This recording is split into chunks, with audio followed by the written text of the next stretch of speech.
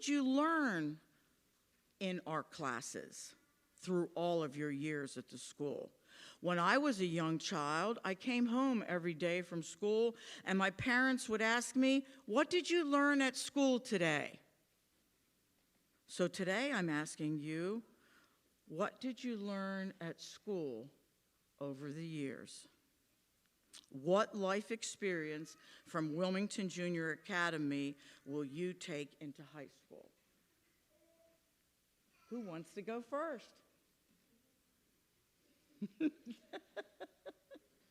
Ian, what did you learn?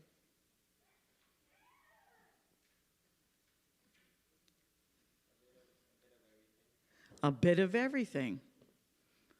So, a little bit of academics and a little bit of social skills and a little bit of fun. That's right. Tico?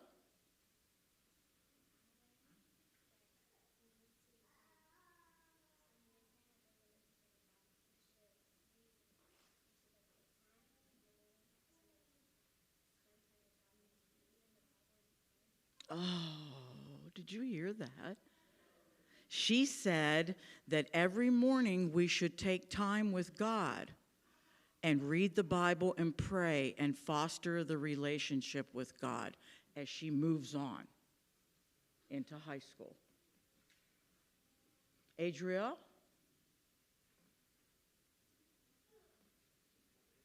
To be kind? Johnny?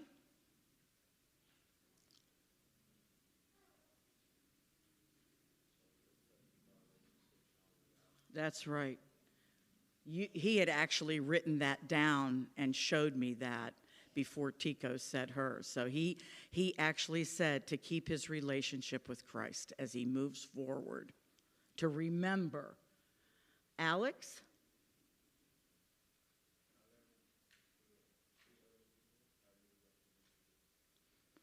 Alex learned to treat other people the way that you'd like to be treated.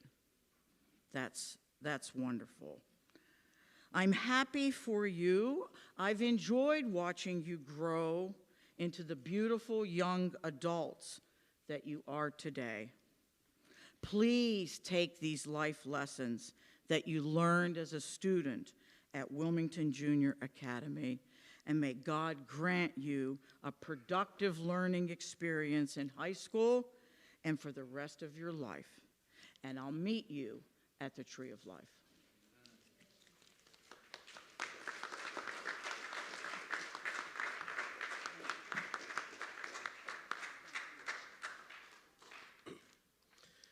Thank you, Mrs. Murtaugh. So now you are going to be graced, and I mean that in all sincerity. Each of these graduates has prepared a small speech. So what you are going to get is a little bit of a capture of what they are thinking or what they're thinking about graduating. And I'd like to introduce our first speaker. It's my honor to introduce Adriel Perez. Adriel.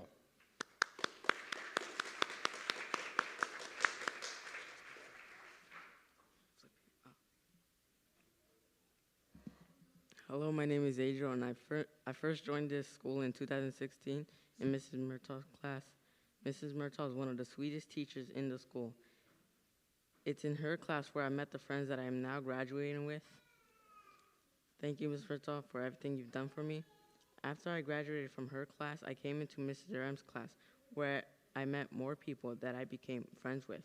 Mr. M's class is really fun sometimes, and I have good memories of him and his class. Thank you, Mr. M, for everything you've done for me. I never thought that I would really be in 8th grade. I thought it would be forever until I reached 8th grade. Now I am here. I'm finally graduating. WJA is a really great school, and I don't think I will ever forget this place.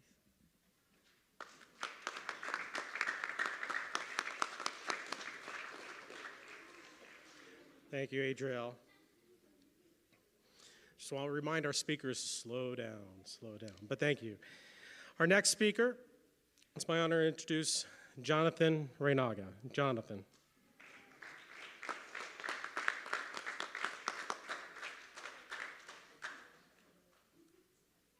Hello, my name is Jonathan.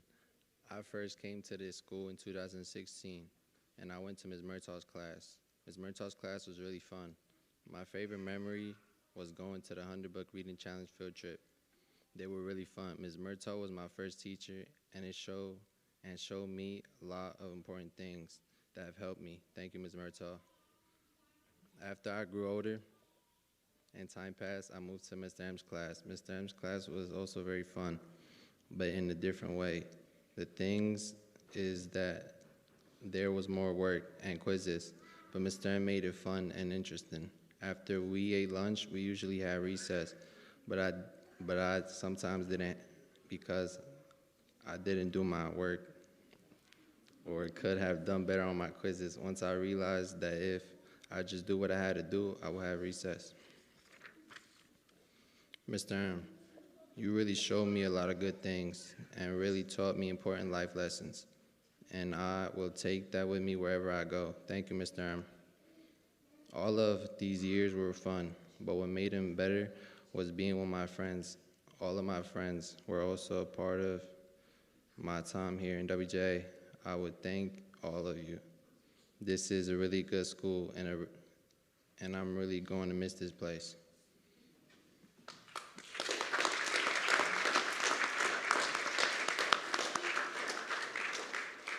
Thank you, Jonathan. Thank you. It's an honor to introduce our next speaker, Alex Williams. Alex.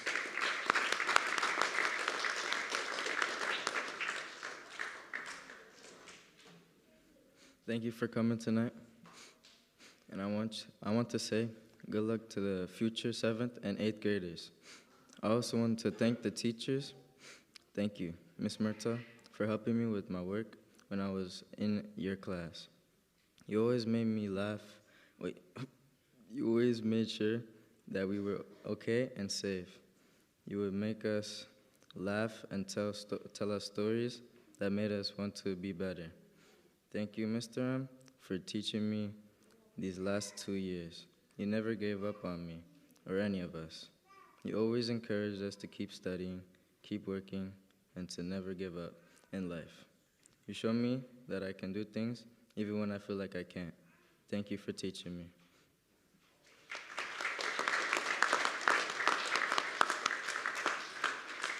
Thank you, Alex. Our next two speakers are set apart somewhat. We have a salutatorian speaker. He has the second highest grade point average of the graduating class, Ian Martinez Olvera. Ian.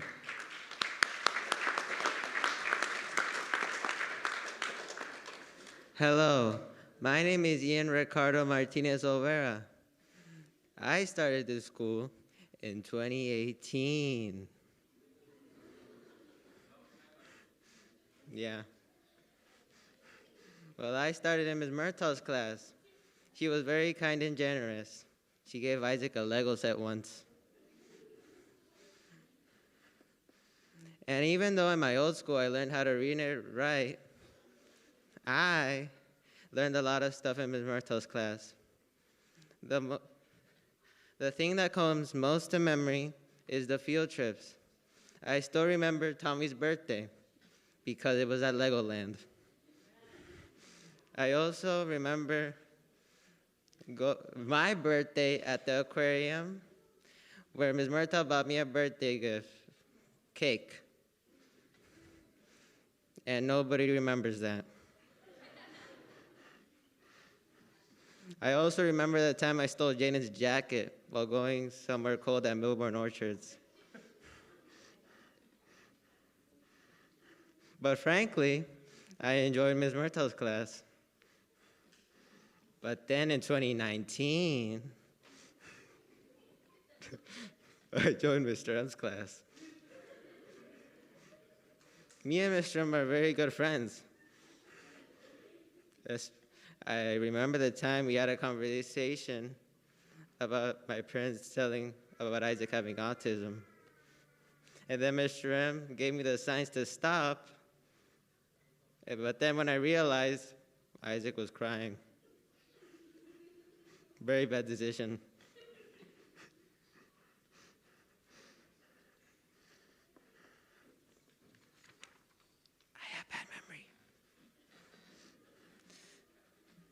But then Mr. M told me how to control my feelings.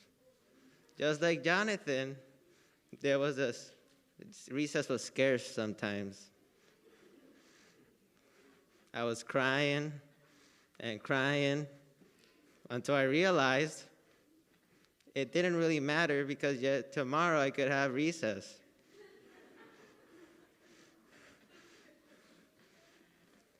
And then there's my friends. Adriel, Jonathan, Alex, and Tico, and the 7th graders, Jaden, Kenzo. Don't forget, let me move, Joel. Let me move on, Joel. Joel, especially Joel. And we can't forget Keegan. Even though I said I learned a lot of stuff here, I did learn a lot of stuff here. And my friends helped me realize that other people have feelings too. But at the end, I'm going to leave this school, and even though I don't feel ready sometimes, I have to trust in God and trust in myself that I will make it, and I will surpass the expectations I have put in myself. Thank you for listening to my speech.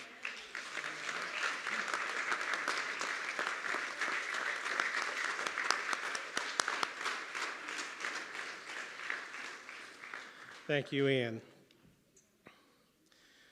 And now I have the great honor of introducing our valedictorian speaker, the highest GPA, Tico Soire.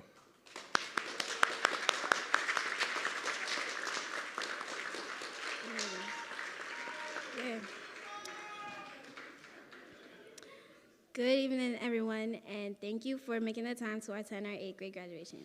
I'm very grateful that you are all able to come and be here to watch us graduate here today. I first came here in preschool in 2015, but I began in the school in kindergarten in 2016. I remember my first day of school is August 15th. We were late that day, so everyone was in the classroom already. I'm pretty sure I was scared walking into Miss Murtaugh's class. She greeted me and showed me to my seat. I also remember meeting Miss Risa. She was really nice. And even when we were supposed to be napping, she let us use her phone to play games. Miss Murtaugh's class was a very big part of my life. In Miss Murtaugh's class, we were required to read 100 books every school year, and we would go on different field trips at the end of each quarter. It wasn't that hard because I already knew how to read, and Miss Murtaugh had a large selection of books. I remember that we played a lot as well. Miss Murtaugh has a vast collection of toys.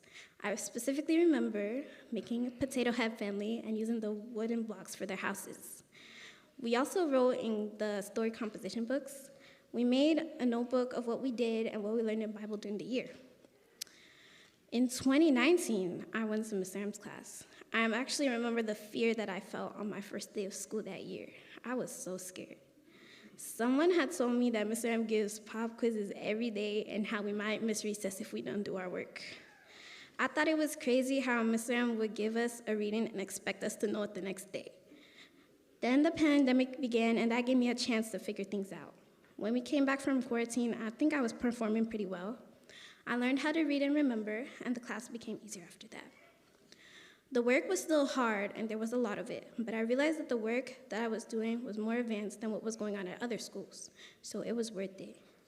Mr. Sway was the teacher's aide when I first joined Mr. M's class. He was super cool because he would play hangman with us, and he would show everyone how to solve a Rubik's Cube, easily. He also played the ukulele for us all the time. And also, Miss Michelle came to Mr. M's class when I was in 6th grade. She's always fun and extremely creative. She was very helpful to me, especially with my math.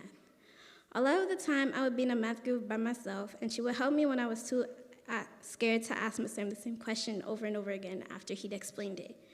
So thank you to Miss Michelle. And another thing about the school is that it was so small, and it was a big thing for me. In 6th grade, there were no girls in middle school, so I was 12, and all my friends were 8. It's really not that bad of a difference, but it still matters to me. But then,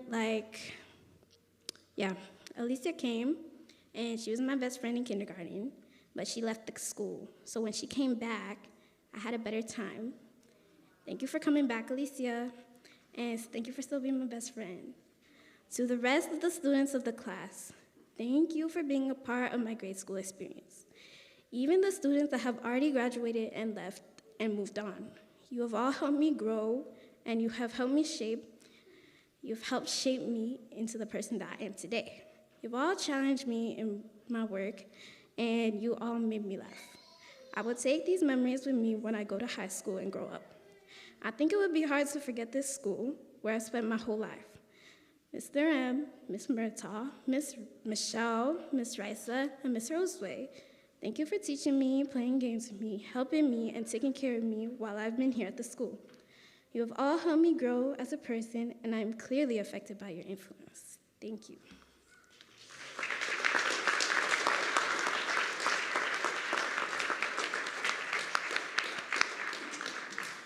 Thank you, Tico. Thank you. Now we are taking some time to honor our parents. Each of your children have written a tribute to you, and Pastor Elvis is going to read the tribute.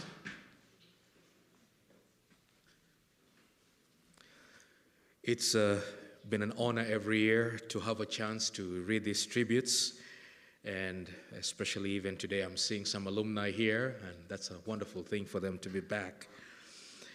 So these are their words of gratitude and thanks to their moms and dads who have shaped their lives. So the first parent tribute is from Adriel. He says, "Dear Mom, thank you for taking care of me for my whole life. Thank you for putting me in this school and making sure that I will wake up and get ready every morning. You always made sure that I had lunch every day, and you will even walk the dog sometimes when I woke up late. You were always there right behind me, and I know that you always will be there for me. What I will miss the most is when you drove us to school and picked us up. Now I realize that this was a very special time that we may never have like this again. And I thank you for always giving me time. Thank you, Mom, for everything that you have done for me."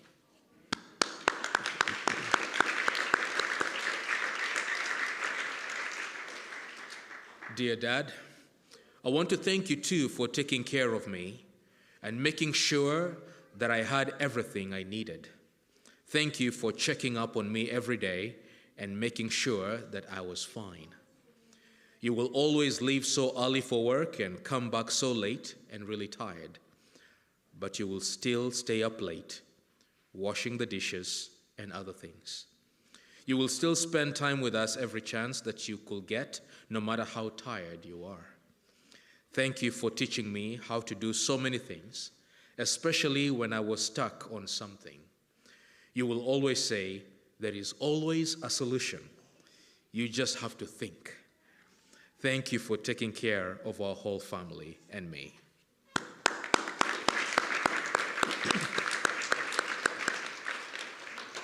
Thank you, Adriel, for sharing those words. The next parent tribute is from Jonathan.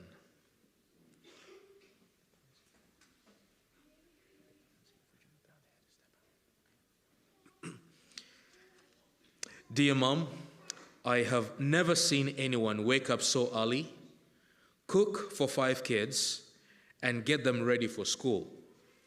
Also, I could never understand how you had so much patience with me, especially in the morning when I didn't do what I was supposed to be doing. Thank you for that. After school, on days that I didn't have recess, I will want to play basketball outside, but you will call me back inside to do all of my homework. Thank you for making sure I did the right thing and did my work.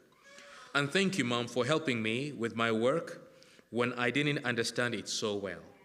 Thank you for packing me lunch every day, even when you didn't feel well. Thank you for everything that you do for me. I love you, Mom.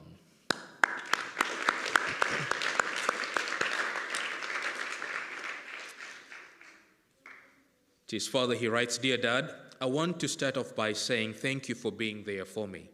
Thank you for working hard for not just me, but our whole family. You work harder than anyone I know of. Thank you for giving me advice and helping me out when I have any concern or a question about anything. You have taught me how to cook, work, and how to do things independently. You have always pushed me to be a better me and to be a better person in life. You always showed me the right way to do things, and without your example, I will never have made it this far. If I can be half the man who you are, then I will truly be something. Thank you again for everything you do for me. I love you, Dad.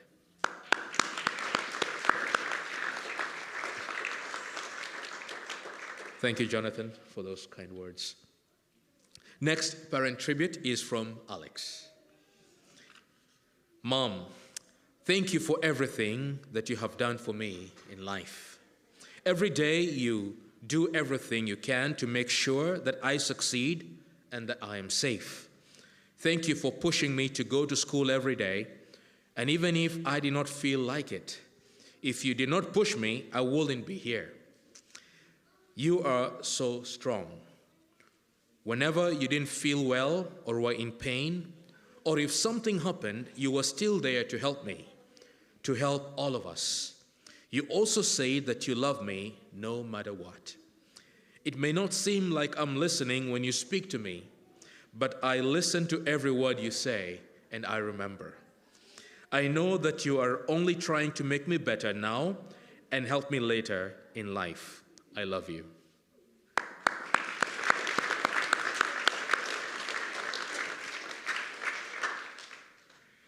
To his father, he says, Dear Dad, thank you for all that you've done for me.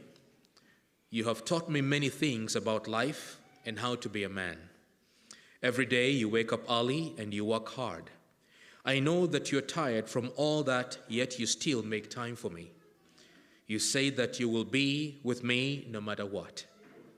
No matter what good or bad thing that's happened to me, you're always there for me. And you always do so much to take care of all of us. I look up to you, Dad.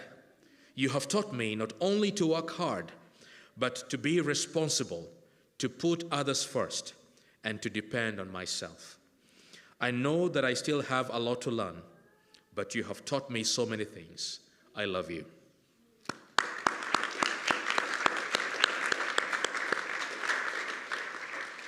Thank you, Alex.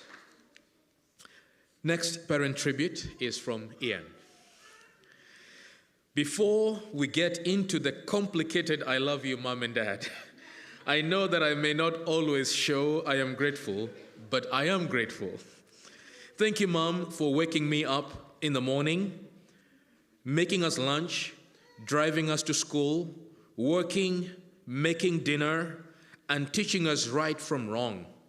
You do everything, and you do everything well.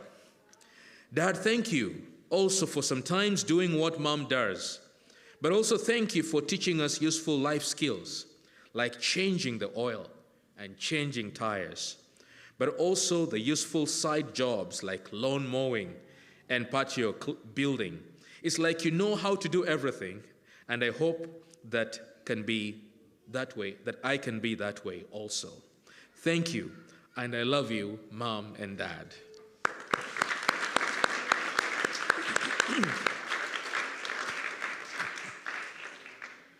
Next parent tribute is from Tico. And thank you, Ian, as well, for that humor as well. So, from Tico, to my dad. Dear Dad, you have done so much for me and Bobo, and I want to thank you.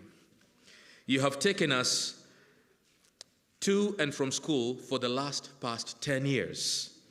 It's a 30-minute drive, and it can't be easy. I also want to thank you for being my second teacher. You have taught me various things on many topics, from how to change a fridge filter to how your small intestine works. I once thought that these things you've taught me are pointless, but I now know that they contribute a lot to my character and how I reason, and they also have given me a lot of my background and knowledge. You also sometimes come home with stuff like clothes or food that make our school days better. We are sometimes very spoiled. You also have made sure that we've met our extended family. I know my uncles and aunts because we have gone to Kenya so often. You have also made our household warm and inviting. Many people come over all the time, to the point where I don't remember all of them. You and Ma'am have been very welcoming with our house. You also contribute a lot to church and school affairs. I'm genuinely impressed with how many meetings you have every night, and how you also have to keep up with your job. And you cook dinners for us when Mom cannot, and you make sure to help me and Bobo with our schoolwork. It's almost like you don't sleep. You have worked so hard, and I thank you and appreciate you for all that you have done. Thank you.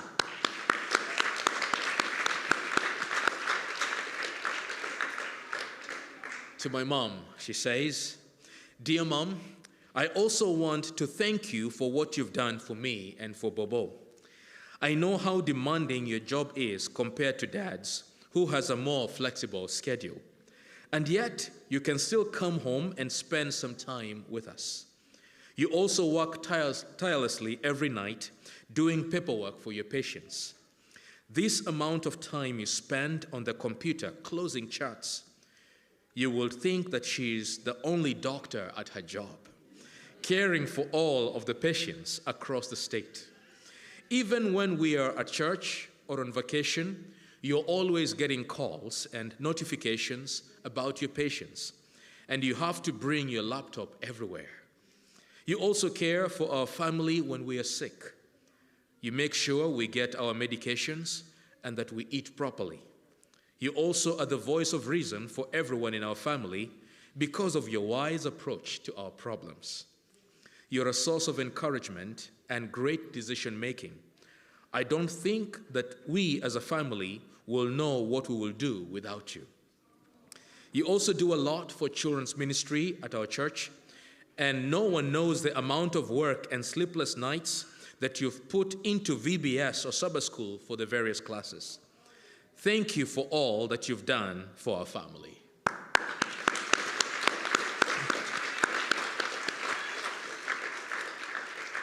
Now, she's not done. To Bobo, Ruth, and Ian, I decided to make a tribute for you guys because you've also contributed a lot to me, and you do a lot for me in my life. Bobo, you are my only sibling, but it feels like you are three. Our parents are always worrying about you and getting on your case, even though you are the youngest. With you as my younger sister, I have learned more compassion and empathy than if I had brothers or if I was an only child. You have influenced some of the things I say, like or do. I will miss you, Bobo.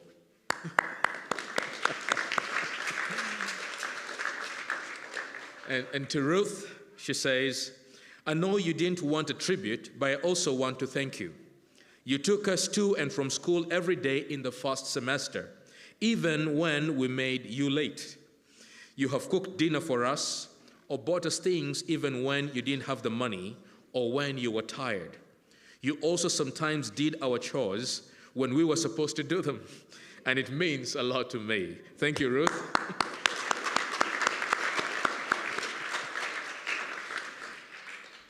Ian, I also want to appreciate you for what you've done. During COVID, you will watch us and make us do our work when our parents were busy. You also bought us food on Fridays after school when we didn't eat our lunch. You also influenced many of the things Bobo and I like the shows we watch or the music we like. You and Ruth also watched us when our parents went away on a trip. You made sure that we were fed, and you made sure that we were safe. Thank you. That's for Ian.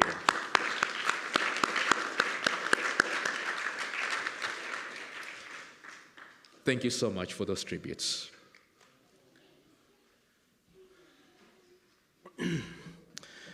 Thank you, Pastor. Thank you. And thank you, graduates. Parents, you are loved. You really are. And your children are great reflections of you.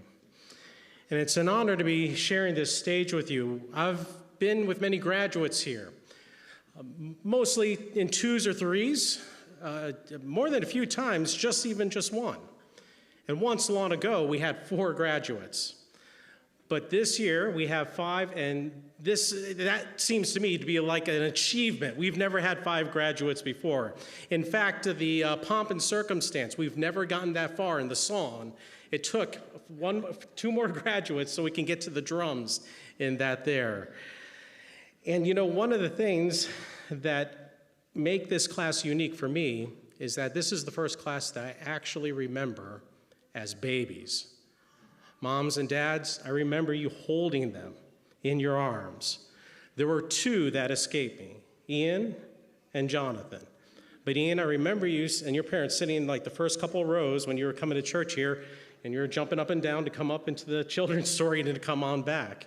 You were so small then. And Jonathan, when his older brother came to the school, I didn't even know he existed. He was like this small little child behind your mom there. These kids make me feel old right now. But you know, there's a saying that you are the average of the 5 people that you talk to the most. And I would be honored if somehow you guys could average out in me and in your fellow students. Because I think you've heard in their speeches and how much they love their parents. We've got a group of kids here who are special. They're quiet. They're quiet babies. I don't know what they're like at home, but they're quiet here also as well. Except like Mrs. Murtaugh said, Ian, he's a little bit on the louder side. But these all are, you know, if I could see them in church, if I could fast forward their lives, they would be the ones in the background. They would be the ones that would be helping everyone out, making sure everything was taken care of. But they wouldn't want to necessarily come up to the front. And another thing that all of these graduates have in common is that they have a younger sibling that's not only in the school, but in the very same classroom. And they get along. Again, I don't know what they do at home, but here they take care of each other. And I'm proud to share this stage with the 5 of you. I do remember, as some of you, or as some of them have said, they were scared when they came into my class. I don't know why. I think I'm the most fun guy there at the school. But, you know, the thing is that, Alex, I remember he was so scared that he missed coming into my class for 5 years and came to, 2 years, the last 2. Oh, man. They have come a long way. You have come a long way. And that fear that they came in with is now a quiet kind of confidence that I hope you saw as they were speaking up here. They're no longer small, and really they're no longer quiet. And unfortunately, by the end of this evening, you'll always be a part of our school, but you'll be going on to your next school. And my prayer is that your averages influence the people that you are with. Now, although they have so much in common, if you would just grant me a little bit of time, I'd like to share a little bit of these graduates here with you, like a little bit of a snapshot to give you an idea of who they are. And I'd like to start with Alex. Now, when Alex started this school, he was definitely shorter. His hair was shorter, and his words were few, so that part hasn't changed. However, my first memory of Alex was epic. And I wasn't here. I went down to the conference for a principal's meeting, and I got phone calls. Alex had a nosebleed. Mrs. Murtaugh says, Alex had a nosebleed. I get a call from the daycare director, Alex had a nosebleed. The first thing that I come into school the next day, all the kids are like, Alex had a nosebleed. It was, in my mind, I'm thinking there's blood everywhere. In the gym, in the hallway, in the bathroom. I'm very thankful that I missed it. I really am. But then something happened his first year back. We're in the gym, we're playing. Guess who gets a nosebleed? I'm actually scared. I'm waiting. I've got the phone on me. We go back into the bathroom. Do you remember that? And I'm like trying to remember like the best way to keep the nose from going. And we were in the bathroom for a while. Now, there wasn't that much blood. I really am very thankful for that. But the quietness went away because it was just I, and we had a chance to talk. And I got a picture of Alex. He loves his sisters. He's very thankful for his friends. He's very loyal. And the other thing is that, even for the students who might drive him up a wall, they don't drive him up a wall. He includes everyone in there. You see, Alex, if you don't mind me saying, is a gentle giant. He wants to be the friend to everyone, and everyone is a friend with him. And that speaks of the character that you have, Alex. And my prayer is that you do not forget that. And wherever you go, don't forget that God has blessed you to be that way. Jonathan. I just have to say that one time I was taller than Jonathan. So now that I got that out of the way, I can continue here. My first memories and my memories of Jonathan were with his family. Like I said, he was right behind his mom. I barely knew he existed. He was like the Phantom Renaga. And then he came into Miss Murtaugh's class. But what singled Jonathan out is, he may not have been the first, but he never was the second either. He would always be the first one, whether it was running down the hall or anything that needed to be done, he would be the one to do it. And he would go up against and push himself and did whatever he had to do, whether that was physically in the basketball court or even in the classroom. But my first memory that really stands about Jonathan is when he wasn't even here in this school. You see, and you know how this is, parents. Every year, you're going year by year, and you're wondering what's going to happen. And then there was talk about maybe not coming back to the academy. And Jonathan told his parents, he said, let the girls go. And that would be Cecilia and Joanna. Let them go in my place. And for a year, he didn't come into the school. Now, he could have. His mom was thinking to keep him here, but he gave up his spot for his sisters. And Jonathan, you probably never knew I knew that, but I never forgot that. And that speaks to the sacrifice that Jonathan has. Everyone wants to be like him. They listen to him. He's the quiet rudder of the classroom. And Jonathan, I want you to take that same sacrifice with you into school. And don't forget that God has given you that gift as well. Adriel. Now, Adriel, I sort of met through Tommy. Now, Tommy, came through the classroom, and the olders, at least is how I've been told and talked about the older students. The olders, they usually give the warning. So Tommy says, Adriel's coming up. I say, oh yeah, what should I expect? And I'm waiting for it. He's like, I'm waiting for Tommy to say, oh, he's the worst. He's going to be, he said, he's better than me. And I was shocked. I was expecting the worst. And Adriel, I wouldn't say he was better than you. But yeah, maybe he didn't give me as much a wrestling match as you did, Tommy. But Adriel came into the classroom, and he has always been agreeable, always been quiet, always in the background. And my first memory, though, is don't mistake that quietness for weakness. We have a game at the school called the color game. Everyone goes on the wall. I say, okay, if you have red, run, okay? And now we have the Adriel rule. Now, if he doesn't remember this, I know why. Okay, here it goes. I said, okay, I probably said like blue, and everyone's wearing blue. Boom, he runs, and bam, somebody's knee or something hits Adriel in the head. Tommy picks him up, he's crying, we call home, he's got a big knot on his head. Everything stopped, because we got to take care of Adriel. And then after that, no color game for the rest of the day. And then you came and picked him up. The very next day, oh, we want to play the color game. Okay. And that's like, okay, I'm going to be smart. No more big colors. It's just going to be like something very small. And wouldn't you know it? Boom. Adriel gets hit again. And it's like his head was swelling. And now look, I'm smiling now. This was a serious thing then. And to Tommy's testament, you remember, he picks him up. Now, do you remember this? Okay, good. I was going to say, if he didn't, it's because it got knocked out of him. He couldn't remember there.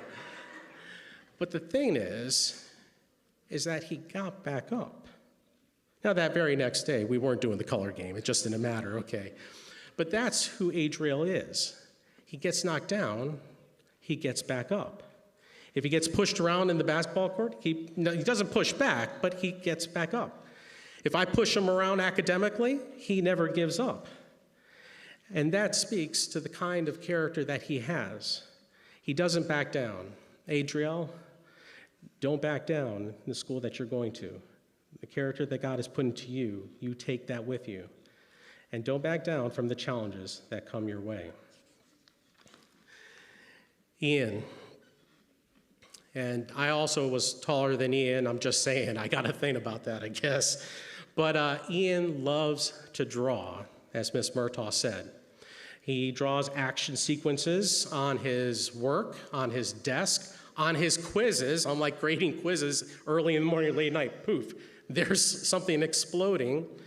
And I remember this one time, he really looked like he was into his like studying or work and everything. I'm walking around the classroom, and he was really into a drawing. It was really good, but wasn't what he was supposed to be doing. So he, as Ms. Murtaugh said, you've got something going on for art. He turned that into writing sentences, so much so that his sentences, although correct grammar-wise, usage-wise, would just drive me up a wall because they were more humorous than I had hoped that they would be. However, as he said, we're friends. We spend a lot of time in before care and after care, even the time when you guys were dropping him off in Isaac at 6:30. And he cares. Something did change, and I don't know if it was that conversation that you had, when we have it with Isaac. But I saw the change in Ian where he began to care for the other people around him. And that's not to say he didn't care about the people already, but he took initiative for that. And Ian doesn't push himself around, except on the basketball court. He doesn't push himself into people's business, but he cares about what's happening to them and to make sure that everyone's included. Ian, please don't forget that. Care for those around you like you took care of your brother, both brothers, in the class that you have here. That is a gift from God, and don't forget that he's given that to you. And Tico. Now, I usually have said this at our awards ceremony that we're going to have tomorrow, but Tico knows everything. And I do want to honor her here for a student who has been in my classroom from 3rd to 8th grade, all from the beginning from 3rd to 8th. She has the highest GPA average. And of students in 6th through 8th, she's one of 3 students that were able to maintain a 4.0. And for you, yes, definitely.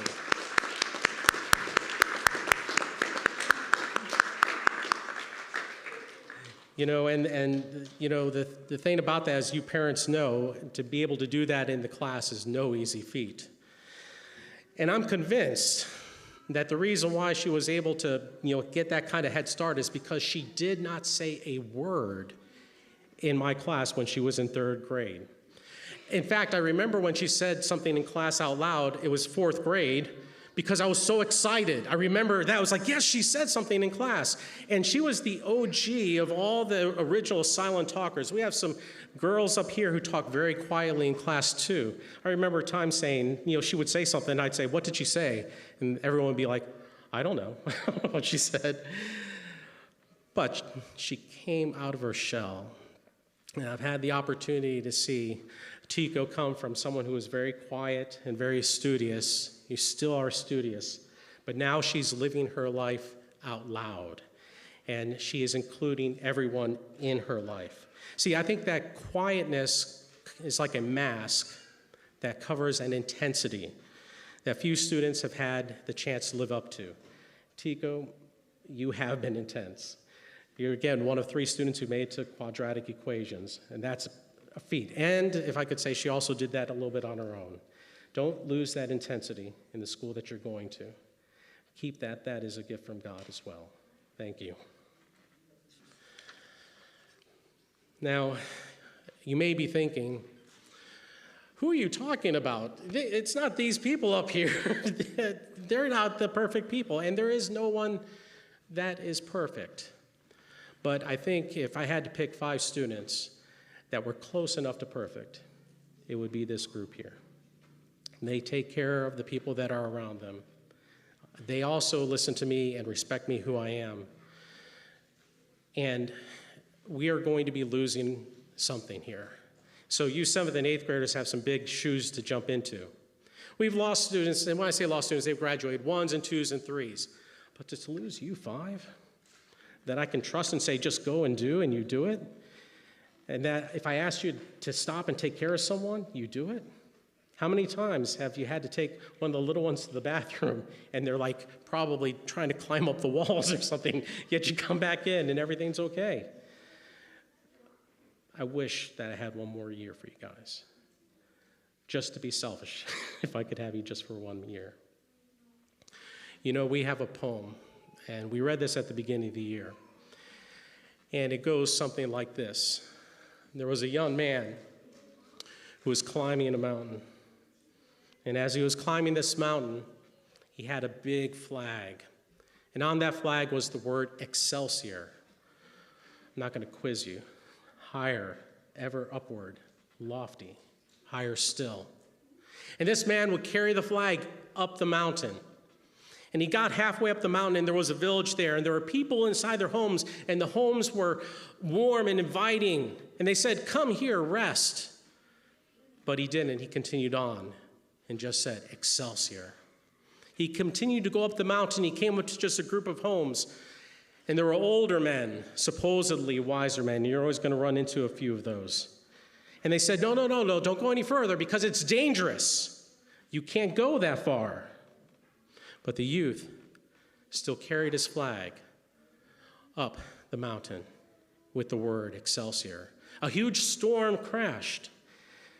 And you guys have already been through storms, so you know what that's like. But you know there are other storms that are coming. But you still hold on to that banner.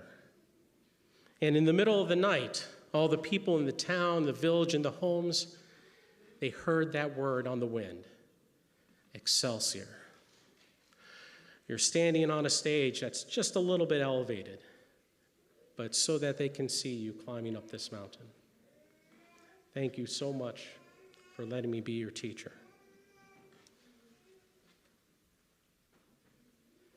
Now, as you know, I give a gift to all of our graduating 8th graders, and it is a Bible with their name on it. And of course, it's not here yet, but it will be. But I mean this gift from the bottom of my heart because we've read out of this word. As I told you in the classroom, you guys know more Bible than many adults do. So keep with the word of God. That's God speaking to you. And you keep praying to God because that's you speaking to him. And then one of these days, you're going to see him face to face. And if you'll allow me to give you one last Bible lesson.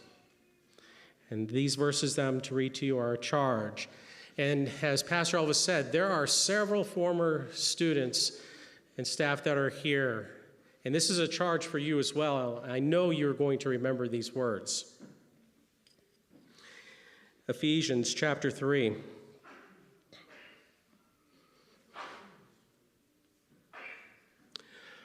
For this reason, I bow my knees to the Father of our Lord Jesus Christ, from whom the home family in heaven and earth is named, that he would grant you according to the riches of his glory to be strengthened with might through his Spirit in the inner man. That's your character. That Christ may dwell in your hearts through faith, that you, being rooted and grounded in love, may be able to comprehend with all the saints what is the width, the length, the depth, and the height, to know the love of Christ, which surpasses all knowledge, that you may be filled with all the fullness of God. And church, now to him who is able to do exceedingly abundantly above all that we ask or can imagine, according to the power that works within us, to him be glory in the church and Jesus Christ through all ages, world without end. Amen. Thank you for the privilege of letting me be your teacher.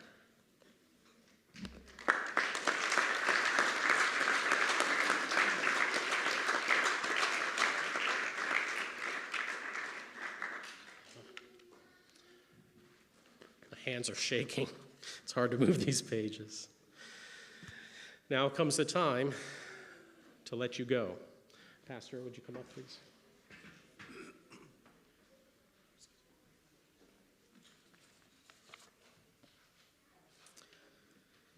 So this is the time for our 8th grade students to receive their diplomas. This diploma is issued by the Chesapeake Conference of Seventh-day Adventists and certifies that you, as the graduates, you have met all the requirements to graduate from 8th grade from Wilmington Junior Academy. And so at this time, I'm going to call their names one at a time. The first name to graduate is Gladstone Alexander Williams.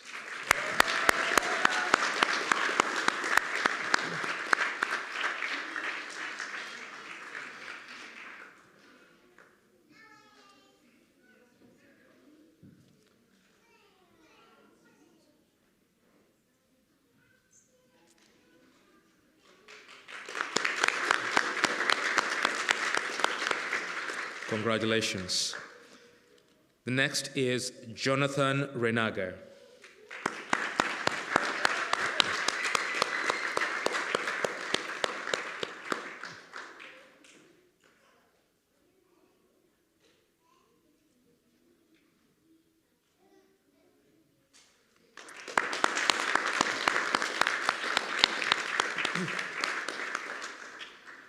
Next is Adriel Perez.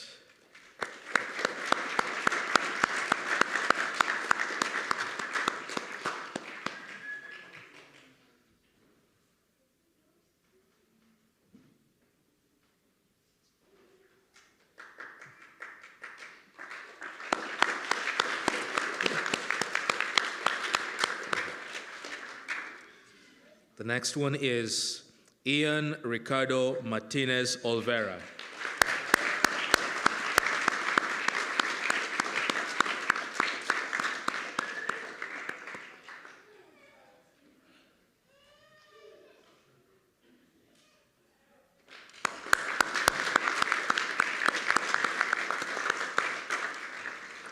And the next one is Nyanduko Nyaboke Soire.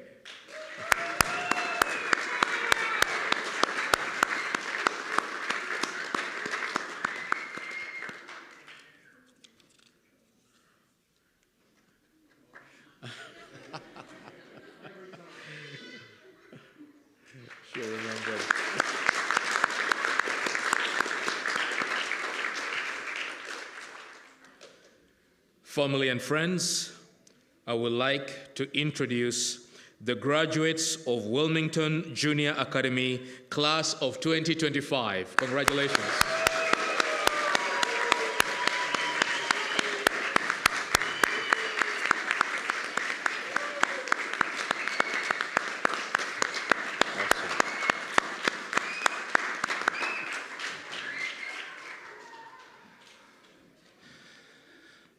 Okay.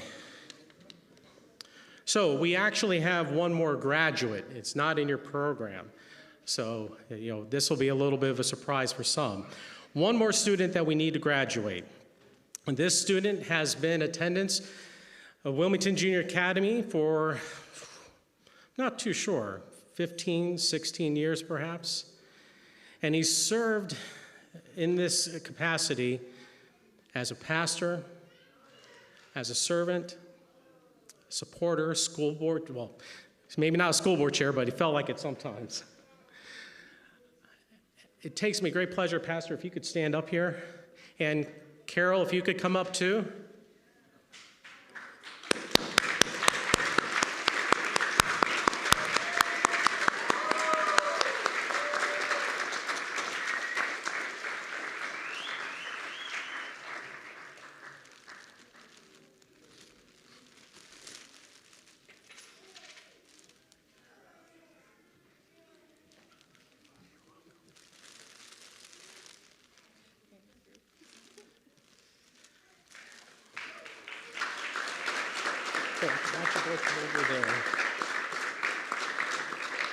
So I can't turn your tassels for either of you. And I know I used to say, and sometimes I still do, that we're going to fail you and keep you one more year, but I guess the conference wouldn't have liked that either. But I'm very thankful for everything that you have done here at Wilmington Junior Academy. At every fall festival, every school event, Carol has been there, and usually it's at the end of a very long shift, and she's very tired, yet she's still there. And if half the story could be told of all the things that Pastor Elvis was able to do on behalf of the school and behalf of God, I want to honor him with an honorary degree, or not honorary degree, honorary graduation certificate from Wilmington Junior Academy in recognition of his years of service on behalf of the students, staff, and families over the past years. Thank you for your sacrifice, support, and your service.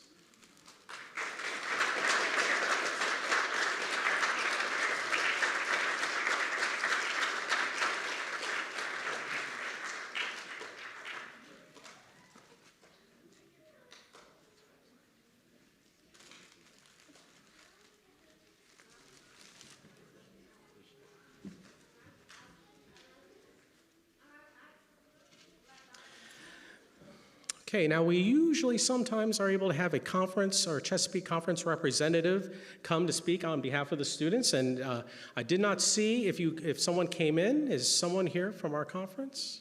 Going once, going twice? Okay, just wanted to make sure for that. Well, we have come to the end of our graduation and our new ninth graders. Again, thank you so much. Pastor Elvis, I'd like to invite you one last time to offer the benediction. Thank you so much.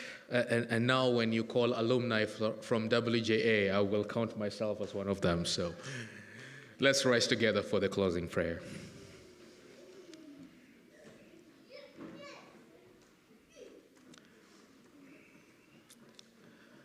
Let us pray. Father in heaven, thank you for the blessing of being able to congratulate these graduates today. There's much work that has gone into their graduation that we may not have been able to see. Their hours they have put into study, how much they have received, how much they have labored, the work their parents have put in, and the staff as a whole. I just pray that, Lord, you will be able not only to bless them this day, but may their next steps be surely guided by you. They are stepping into a space where, Lord, others may need to hear what they have learned. They are stepping into spaces where, Lord, they are going to be missionaries for people who need to know the hope they have in Jesus Christ. Please help them to succeed. Help them to thrive. Cause them to testify for you. And I pray that, Lord, even when we get to meet them in their next level of graduation, praise, glory, and honor shall be to your name. And even as parents who continue to support them, the friends and the family who have come, help us not to tire to cheer them on. Because, Father, there is a school of hereafter that we are looking forward to be there with you. So keep them faithful, guide them, strengthen them, and allow each one of us to do our best so that, Lord, we can be productive citizens for this world, and yes, even better, for the world to come. Thank you for hearing our prayer today, for we ask in Jesus' name. Amen.